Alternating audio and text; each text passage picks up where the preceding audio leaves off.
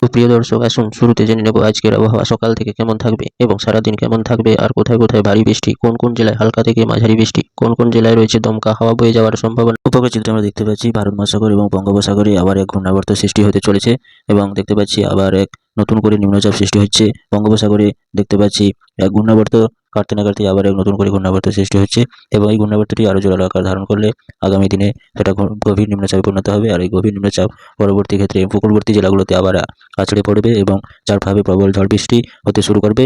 এবং এই ঘূর্ণাবর্তটি কতটা প্রভাব শক্তিশালী হয় তা পরবর্তী আমরা আপডেটের মাধ্যমে জানিয়ে দেব। তবে আজকের সারাদিন কেমন থাকবে দেখতে পাচ্ছি উত্তরবঙ্গ সহ দক্ষিণবঙ্গ এবং বাংলাদেশের বিভিন্ন জেলাগুলোতে দেখতে পাচ্ছি আজকের দিনে তেমন ভারী দুর্যোগের বা বৃষ্টিপাতের আপাতত খবর এই মুহূর্তে নেই। তবে বিভিন্ন জেলাগুলোতে দেখতে পাচ্ছি উত্তরে শীতল বাতাস ক্রমশ প্রবেশ করে আরও কনকনে জাঁকিয়ে শীত পড়ার একটা জোরালো সম্ভাবনা রয়েছে এবং উত্তরবঙ্গ সহ দক্ষিণবঙ্গে বিভিন্ন জেলাগুলোতে কুয়াশাচ্ছন্ন আবহাওয়া থাকবে সকালের দিকে এবং বেলা বাড়ার সঙ্গে সঙ্গে রৌদ্রোজ্জ্বল আবহাওয়া থাকার একটা জোরালো সম্ভাবনা রয়েছে এবং সন্ধ্যা নাগাদ কনকনে জাঁকিয়ে শীত পড়ার একটা জোরালো সম্ভাবনা থাকবে।